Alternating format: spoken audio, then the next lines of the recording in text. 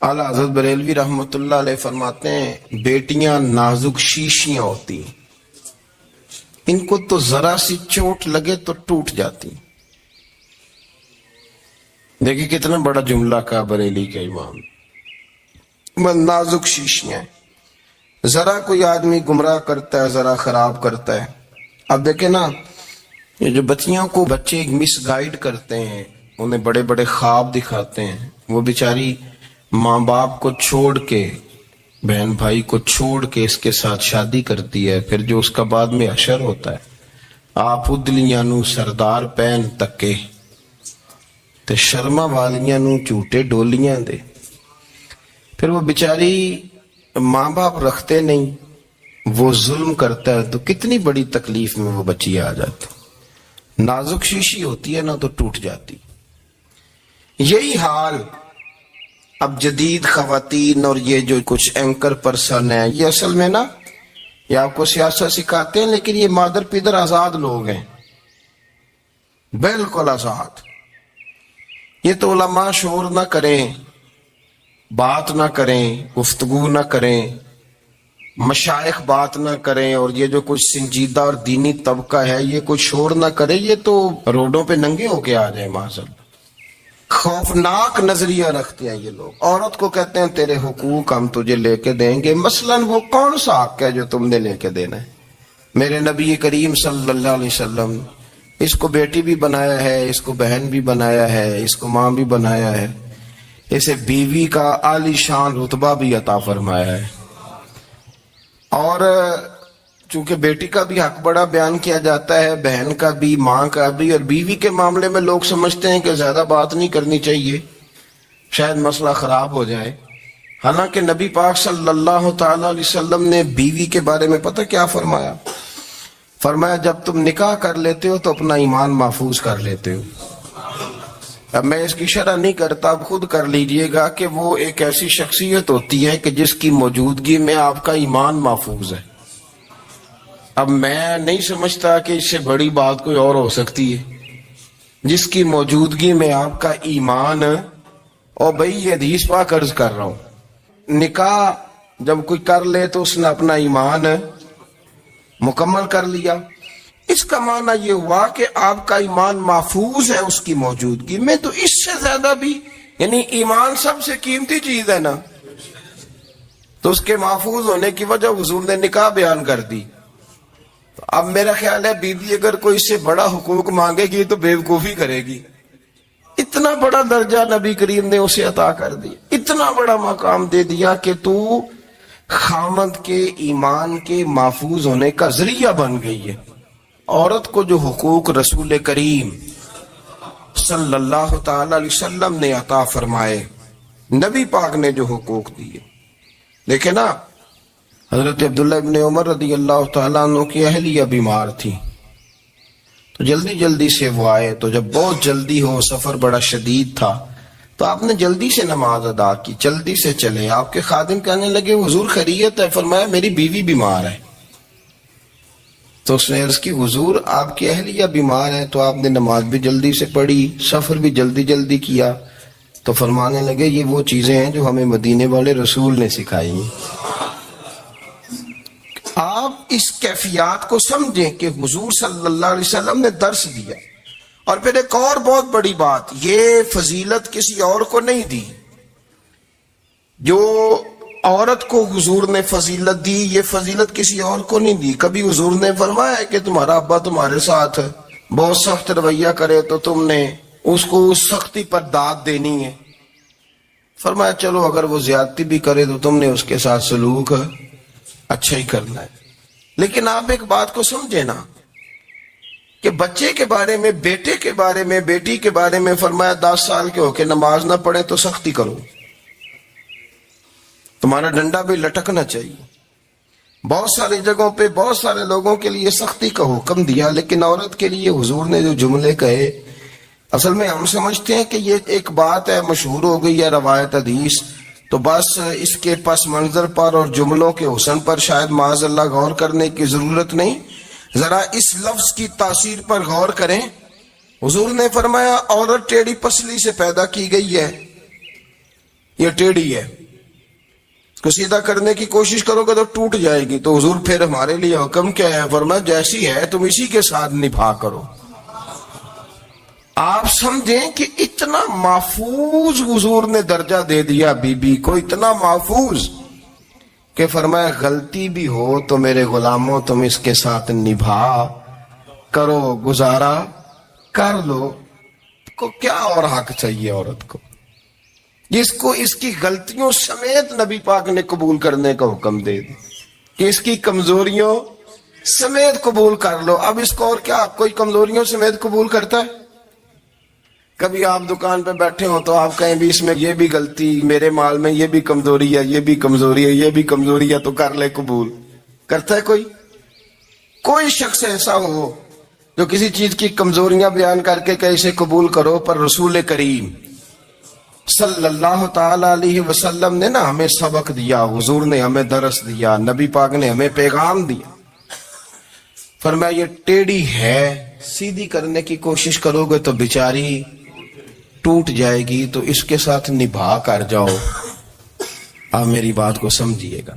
چلے میں اس پر ایک اور بخاری مسلم کی حدیث پڑھتا ہوں. حضرت سلمان فارسی رضی اللہ تعالیٰ عنہ اور حضرت ابو درداء کے درمیان بھائی چارہ تھا.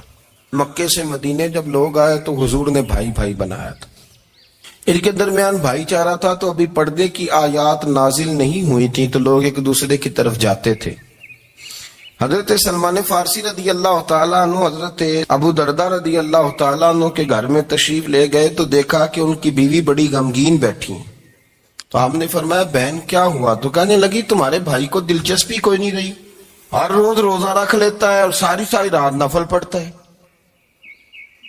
حضرت سلمان فارسی کہنے لگے ٹھیک ہے کر لیتے ہیں بندوبست. نماز دین ہے کہ نہیں؟ دین ہے نا یہ چیزیں. لیکن حضرت سلمان فارسی جناب ابو درداء سے کہنے لگے آج میں نے تیرے گھر میں رہنا رات کو، کیونکہ وہ تو ساری رات نماز پڑھتے تھے، نفل پڑھتے تھے. انہوں نے کہا ٹھیک ہے. ایک بستر لا کے بچھا دیا حضرت سلمان فارسی کے لیے. سلمان فارسی فرمانے لگے دوسرا بھی لا. کہا وہ کیا کرنا ہے؟ فرمانے لگے تو نے بھی سونا ہے، میں نے بھی سونا ہے، تو نے بھی سونا ہے. عشاء پڑھیں گے اور پھر دونوں سوئیں گے. کہا میں نے تو نماز پڑھنی ہے. فرمایا تہجد کے وقت اٹھ کے پڑھیں گے، اللہ کے رسول بھی رات آخری حصے میں جا کے نماز پڑھتے. ادھر ساتھ سلا لیا. وہ تھوڑی کو دیر سوئے، اب عادت تھی ساری رات اٹھنے کی، ذرا اٹھنے لگے بستر سے تو حضرت سلمان فارسی فرمایا چپ کر کے سو جا، وہ بڑی رات پڑی ہوئی، چپ کر کے سو جا. وہ لیٹ گئے، پھر اٹھنے لگے تو فرمایا سو جا چپ کر کے، بڑا ٹائم ہے. سحری کے وقت اٹھے، نفل پڑھے. ان کا ارادہ تھا روزہ رکھنے کا، تو فرمانے لگے کل رکھا تھا نا نفلی روزہ؟ جی رکھا تھا. پرسوں بھی رکھا تھا، ترسوں بھی رکھا تھا. فرمایا آج نہیں رکھنا، آج میں تیرا مہمان ہوں، سارا دن کٹھے مل کے روٹیاں کھائیں گے، آج نہیں روزہ رکھنا. سلا دیا. اب حضرت ابو درداء رضی اللہ تعالیٰ عنہ کہہ تو کچھ نہ سکے، پر کہنے لگے سلمان تم پتہ تم کیا کر رہے ہو؟ نہ تم نے مجھے رات اٹھ کے زیادہ نفل پڑھنے دیے، سویرے روزہ نہیں رکھنے دیا. تو حضرت سلمان فارسی کہنے لگے کوئی لمبی بات تو نہیں نا، چلتے ہیں نا ابھی فجر میں مسجد نبی میں، تو نبی پاک کو بتاتے ہیں. سرکار دو عالم علیہ السلام کی خدمت میں تو اپنی بات کرنا، میں اپنی کروں گا. حضور نتیجے کا اعلان فرما دیں گے، بات طے ہو جائے گی. حاضر خدمت ہوئے، عرض کی یا رسول اللہ صلی اللہ تعالی علیہ وسلم یہ ساری رات نفل پڑھتے ہیں، ہر روز روزہ رکھتے ہیں، ان کی اہلیہ غمگین بیٹھی ہیں، حکم فرمائے. تو نبی پاک صلی اللہ علیہ وسلم نے فرمایا پھر ہوا کیا؟ یا رسول اللہ میں نے رات سلایا ہے، سحری میں اٹھایا ہے، سویرے روزہ نہیں رکھنے دیا. نبی پاک نے فرمایا سلمان فارسی نے ٹھیک کیا.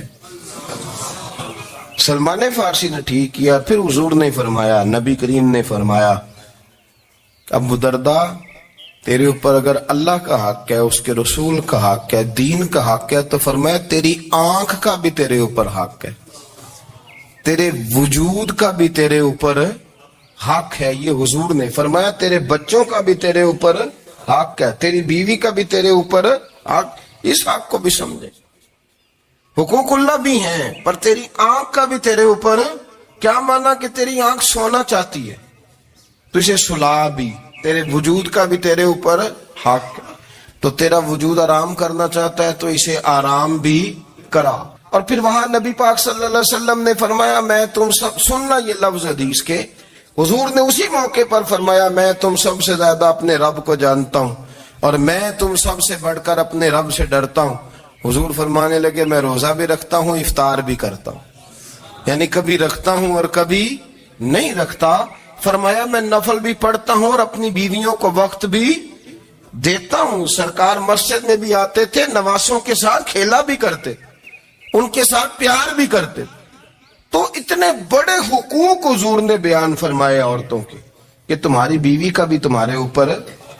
لو ایک حدیث بخاری کی اور یہاں بیان کر دیتا ہوں۔ ایک شخص نے آ کے عرض کی یا رسول اللہ صلی اللہ تعالی علیہ وسلم، جہاد کے لیے تیاری ہو گئی ہے، صفیں بن رہی ہیں، مجاہدین کی تیاری ہے، تو میرا بھی نام لکھ دیا گیا ہے مجاہدوں کی لسٹ میں، لیکن یا رسول اللہ صلی اللہ تعالی علیہ وسلم میری بیوی نے حج کی تیاری کر لی ہے اور میرے دوستوں نے صحابہ نے میرا نام مجاہدین کی لسٹ میں لکھ دیا، تو میرے لیے کیا حکم ہے؟ یہ بخاری مسلم ہے۔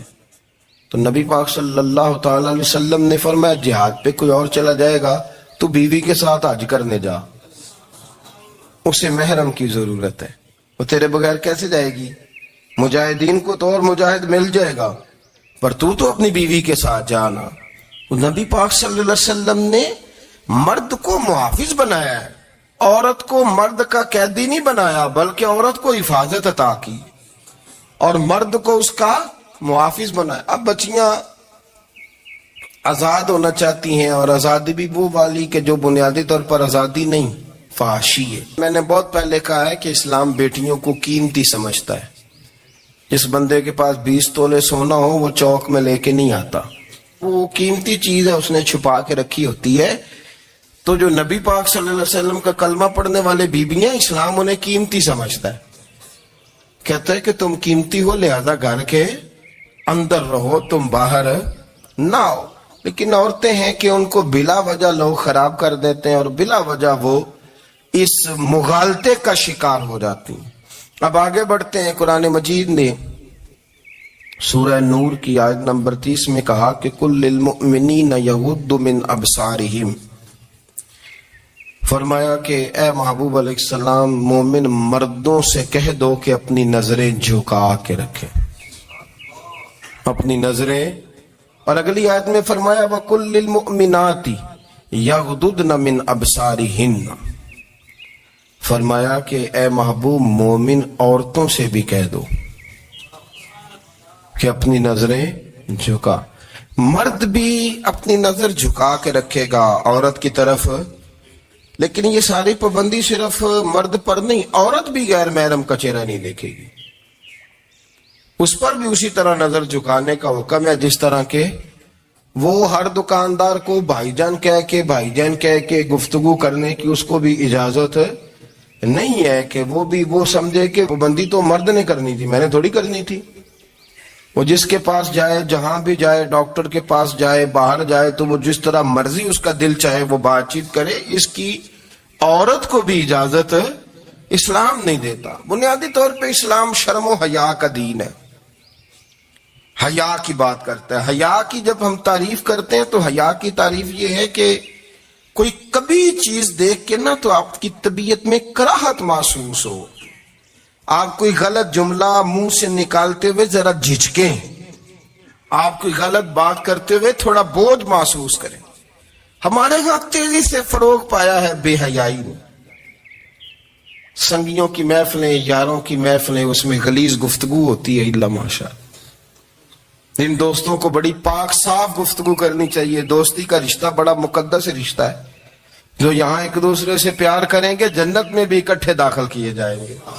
شرط یہ ہے کہ پیار اللہ رسول کی رضا کے لیے ہو، لیکن اس کے اندر اگر آپ کی گفتگو کچی ہو، کمزور ہو، فحاشی والی ہو، عریانی والی ہو، وہ ہمارے ہاں تو اب اس کو لوگ فیشن سمجھتے ہیں، اس کو مردانگی کی علامت سمجھتے ہیں کہ وہ جی ساری باتیں جی وہاں ہو گئی، اور جس کا جو جی چاہا اس نے کہا۔ آپ جب حیا کے دائرے میں ہوتے ہیں تو آپ خود بھی سکون محسوس کرتے ہیں۔ دیکھیں نا، آپ کو نیند سکون سے کہاں آتی ہے؟ جہاں کمرہ بند ہو، چاروں جانب دیوار ہے، اوپر چھت ہے، خالی دروازہ بھی کھلا ہوا ہو نا، تو جب بندہ سکون لینا چاہتا ہے تو کہتا ہے یار ذرا دروازہ ذرا بند کر دو. وہ اچھی طرح اپنے آپ کو چھپا لیتا ہے نا حیا کے پردے میں، تو اللہ اسے سکون عطا کرتا ہے. اور جو اس سے بھی زیادہ ٹھنڈی نیند میں جانا چاہتا ہے وہ کہتا ہے لائٹ بھی بند کر دو. اب وہ مکمل طور پہ سمجھتا ہے کہ میں چاروں جانب سے چھپ گیا ہوں، اگر میں کھل کے بھی سو جاؤں گا تو میرا چونکہ پردہ قائم ہے تو مجھے کوئی دشواری نہیں ہو. آپ جب چھپ جاتے ہیں، جب آپ حیا کے اندر سمٹ جاتے ہیں، جب آپ چادر کے اندر آ جاتے ہیں تو آپ بہت ساری جگہوں پہ آسانی محسوس کرتے ہیں. تو حیا تو آپ کو سکون دیتی ہے، حیا تو دل کو راحت دیتی ہے. میں بڑی ذمہ داری سے بات عرض کرتا ہوں، قرآن مجید نے نا ایک مقام پہ مذاق کو، ایک مزاح ہوتا ہے خوش طبی، وہ نہیں، مذاق اڑانا. قرآن پاک نے نا مذاق کو ایک جگہ پہ جاہلوں کا طریقہ بھی قرار دیا. بنی اسرائیل کے لوگوں سے حضرت موسیٰ نے کہا کہ گائے ذبح کرو اور ایک ٹکڑا مقتول کو مارو، زندہ ہو کے خود بتا دے گا مجھے کس بندے نے قتل کیا. تو کہنے لگے آپ ہمارے ساتھ مذاق کر رہے ہیں. تو قرآن مجید کہتا ہے کہ حضرت سیدنا موسیٰ علیہ السلام فرمانے لگے اعوذ باللہ ان اکون من الجاہلین، فرمانے لگے میں اللہ کی پناہ مانگتا ہوں کہ میں جاہلوں میں سے ہو جاؤں. یہ مذاق کرنا تو جاہلوں کا طریقہ ہے. اگر آپ کی زبان سے بے حیائی کا جملہ نکل گیا، اگر آپ کی زبان سے بے حیائی کا جملہ نکل گیا، آپ نے کہہ دیا کہ ہم آزاد لوگ ہیں، جو مرضی کریں گے، جو مرضی کہیں گے، جو ہمارا دل میں آئے گا کریں گے، تو پھر تو لوگ آپ کا وہ حشر کریں گے کہ آپ سے برداشت ہی نہیں ہوگا. جس کا لوگ مذاق بنا لیتے ہیں اور جو مذاق بن جاتا ہے پھر اسے کوئی جینے دیتا ہے. آپ حیا کی چادر میں چھپیں گے تو بچیں گے. اگر آپ نے اپنا مذاق بنوا لیا یہ کہہ کے کہ میں نے مرضی کرنی ہے، پھر یاد رکھنا چھپنے کو جگہ نہیں ملے گی، پھر تکلیف میں آ جائیں گے، پھر بہت بڑی اذیت کا شکار ہو جائیں. شرم و حیا، عرب کے اندر جو کنواری لڑکیاں تھیں ان میں بڑی حیا ہوتی تھی. الحمدللہ میں بڑے فخر سے کہتا ہوں کہ میرے پنجاب کی، میرے پاکستان کی بیٹیاں بھی 20 دفعہ ان کا ابا کہے تیری شادی کرنی ہے تو وہ آنکھ نہیں اٹھا پاتی آج بھی. یہ تو وہ چند لوگ ہیں جو کہتے ہیں ہم ہائی کلاس ہو گئے، ہمیں نہیں پتا کہ وہ روشن خیال ہو گئے ہیں کہ روغن خیال ہو گئے، پتہ نہیں کدھر چلے گئے. ورنہ ہماری بیٹیاں آج بھی جب ان سے ان کا باپ، ان کی ماں بات کرتی ہے تیری شادی کی، تو وہ تو شرم کے ساتھ پچھلے سے پچھلے کمرے میں چھپتی ہیں. یہ اللہ نے فضل کیا ہوا ہے اس ملت پر. تو عرب کی لڑکی بڑی حیا والی ہوتی تھی، اس سے کوئی بات کرنی پڑتی تھی تو 20 دفعہ بات کی جاتی، پھر بھی وہ عورت چھپتی پھرتی تھی. حضرت عائشہ صدیقہ رضی اللہ تعالیٰ عنہ فرمانے لگیں میرے نبی پاک صلی اللہ علیہ وسلم عرب کی کنواری لڑکیوں سے بھی زیادہ حیا کرنے والے. قاضی اعجاز مالکی نے، شیخ عبدالحق محدث دہلوی نے، دیگر بزرگ جو سیرت نگار گزرے انہوں نے لکھا ہے کہ نبی پاک صلی اللہ علیہ وسلم کے اندر 100 مردوں سے زیادہ طاقت تھی. 100 مردوں سے زیادہ طاقت. اب جو بات کہنے لگا ہوں، جو نتیجہ دینے لگا ہوں، اس پر خاص توجہ آپ فرمائیں گے. ذرا فکری طور پر، نظریاتی طور پر ایک چیز کو سمجھیے. ہم سمجھتے ہیں کہ جوان لڑکا ہے جی جو مرضی کرے، عمر ہے جی. آپ ذرا بات پر غور کیجئے گا کہ حضور صلی اللہ علیہ وسلم میں طاقت 100 مردوں سے زیادہ ہے اور حیا کنواری لڑکیوں سے بھی زیادہ ہے. ذرا اس بات کا تقابلی جائزہ کیجئے گا کہ طاقت 100 مردوں سے زیادہ ہے لیکن حیا کنواری لڑکی سے بھی زیادہ ہے. اس کا معنی یہ ہوا کہ جس ٹہنی کو پھل زیادہ لگ جاتے ہیں وہ جھکا کرتی. تو حیا تو حسن ہے، حیا تو آپ کو پاک صاف کرے گا، حیا تو آپ کو نرالا کرے گا، انوکھا کرے گا. وہ ہمارے ایک دانشور ہے تو انہوں نے مضمون لکھا، کئی باتیں بڑی پسند آتی ہیں. وہ کہتے ہیں کہ میری اہلیہ، ان کو بھی کسی نے نا مس گائیڈ کر دیا تھا، حالانکہ اچھی خاتون ہے، کسی نے مس گائیڈ کر دیا. تو وہ بھی سماجی اور ویلفیئر، اور یہ خواتین کو شوق ہوتا نا بننے کا، تو وہ بھی سماج کے اندر اچھا مقام تلاش کرنے کے موڈ میں آ گئی۔ تو کہیں ایک دن جانا تھا تو بڑی بن سنور کے میرے ساتھ وہ گاڑی میں بیٹھ گئی۔ تو میں گاڑی میں، عورتوں کو یہ بھی مسئلہ ہوتا ہے نا کہ ہماری تعریف کرو، تو کئی دفعہ بعد مردوں بیچاروں کو جھوٹ بولنا پڑتا ہے، تو زبردستی کراتی ہے نا جی۔ تو اس میں گنجائش بھی دی ہے شریعت نے گنجائش دی ہے کہ بیوی کو راضی کرنے کے لیے خلاف واقعہ بات کرنی پڑے تو کر لینی چاہیے، تو وہ کراتی بھی ہیں۔ 3 موقع پر خلاف واقعہ بات کرنے کی اجازت ہے، واقعے کے خلاف بھی آپ بات کر سکتے ہیں۔ جنگ کے موقع پر 2 لوگوں کو صلح کرانے کے لیے اور بیوی کو راضی کرنے کے لیے کر لیں کوئی ایسی بات، بے شک اپنی طبیعت پہ جبر کر کے کر لے، گنجائش ہے، اجازت ہے۔ تو وہ کہتے ہیں جب وہ گاڑی میں میرے ساتھ بیٹھی بن سنور کے، تو وہ تقاضا کرنے لگی کہ میں نے مطلب بڑے اچھے کپڑے پہنے ہیں پر آپ نے توجہ نہیں کرائی۔ وہ سیاںا بندہ تھا، وہ چاہ رہا تھا کہ میری خاتون سمجھ جائیں۔ وہ کہتے ہیں مجھے پتا تھا کہ بیچاری مس گائیڈ ہو گئی ہے، دل کی بڑی اچھی ہے، سیاਣੀ ہے، لیکن اس کو نا کچھ خواتین نے، کچھ لوگوں نے مل کے اس کو ذہن غلط کر دیا ہے کہ سماج میں نکلو، باہر جاؤ، کام کرو، فلاں کرو، اپنی مرضی سے جیو۔ تو میرے ساتھ گاڑی میں بیٹھی کہیں جانے کے لیے، تو مجھ سے کہنے لگی کہ آپ نے میری طرف توجہ ہی نہیں کی، آپ نے کوئی ذکر ہی نہیں کیا کہ میں کیسی لگ رہی ہوں۔ تو وہ کہتے ہیں میں نے اسے کہا کہ اگر تو ناراض نہ ہو تو پھر میں صحیح والی تعریف کر دوں۔ تو اس نے کہا کہ آپ کر دیں۔ تو کہتے ہیں میں نے درد سے اور خلوص سے اپنی بیوی سے کہا، خلوص کے ساتھ میں نے کہا میں تو روز گھر ہوتا ہوں، روز شام کو گھر ہوتا ہوں، اگر تو میرے لیے تیار ہوتی تو میں تیری تعریف کرتا، لیکن آج تو باہر جانے کے لیے تیار ہوئی ہے، تو پھر ان سے تعریف کی امید رکھ جن کے لیے تو نے تیاری کی ہے۔ میرے لیے تیاری کرتی تو میں تو ہر شام تیرے پاس ہوتا ہوں۔ کہتے ہو میرے لفظوں میں درد تھا تو وہ بھی رو پڑی، اور کہنے لگی آپ گاڑی روک دیں، مجھے باہر جا کے کسی کو راضی نہیں کرنا، میں نے اسے راضی کرنا ہے جس کو رب کریم نے میرا شوہر بنایا اور میرے لیے منتخب کیا ہے، میرے ماں باپ کو میں واپس لوٹتی ہوں۔ یہ ایک پہلو ہے سو لگتا ہوا، اس کو سمجھا جائے۔ رسول کریم صلی اللہ علیہ وسلم عرب کی کواری لڑکیوں سے زیادہ حیا والے تھے، کواری لڑکیوں سے زیادہ حضور حیا فرمایا کرتے تھے۔ جب خانہ کعبہ کی مکہ شریف میں تعمیر ہو رہی تھی نا، اہل عرب اس کو تعمیر کر رہے تھے، تو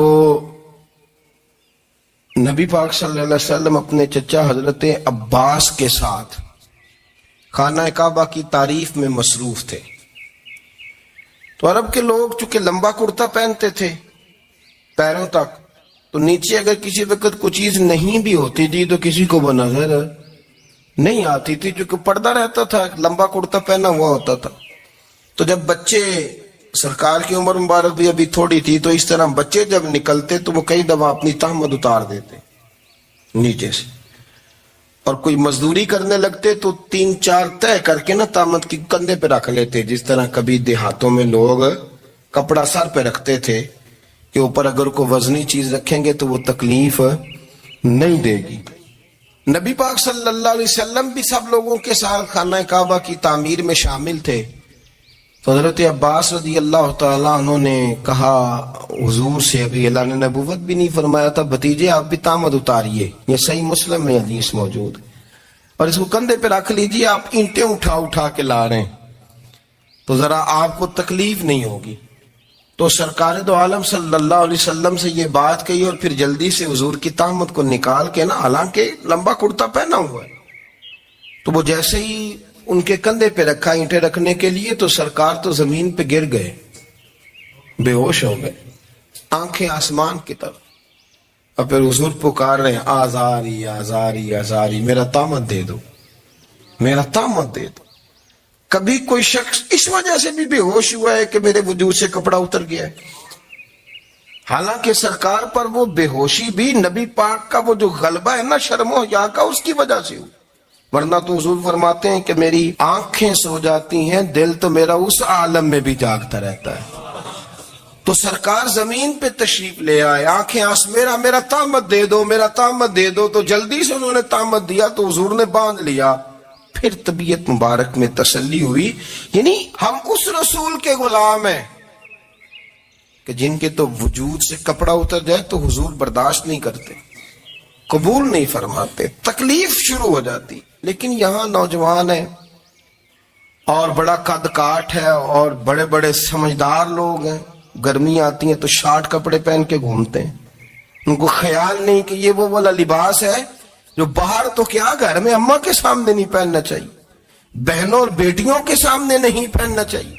آپ کی گفتگو میں شرم و حیا ہو, آپ کے لب و لہجے کے اندر حسن ہو. آپ کو پتہ ہے نبی پاک صلی اللہ علیہ وسلم نے فرمایا میری امت میں سب سے زیادہ حیا کرنے والے عثمان غنی ہیں. عثمان غنی سب سے زیادہ حیا کرنے والے. آپ فرمایا کرتے تھے جب سے حضور کا چہرہ دیکھا ہے میں نے کبھی اپنی شرمگاہ بھی نہیں دیکھی, میں نے آنکھوں کا وضو نہیں توڑا, اور جب سے حضور کے دست مبارک میں نے بیعت کے لیے سیدھا ہاتھ بڑھایا تو پھر سیدھا ہاتھ میں نے کبھی گندگی کو نہیں لگایا. حیا. آپ باتھ روم کے اندر بھی غسل فرماتے تھے تو کپڑوں سمیت کرتے تھے.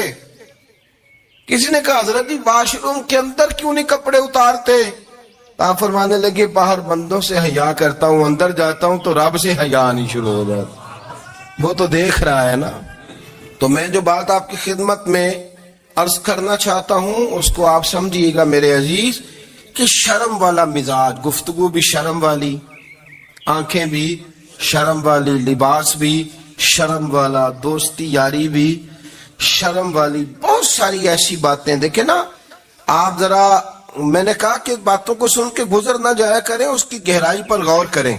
حضور علم کا سمندر ہے, سرکار سے زیادہ علم دنیا میں کسی کے پاس موجود نہیں ہے, اور صحابہ کو موقع ملا ہوا اس سمندر سے فیض لینے کا.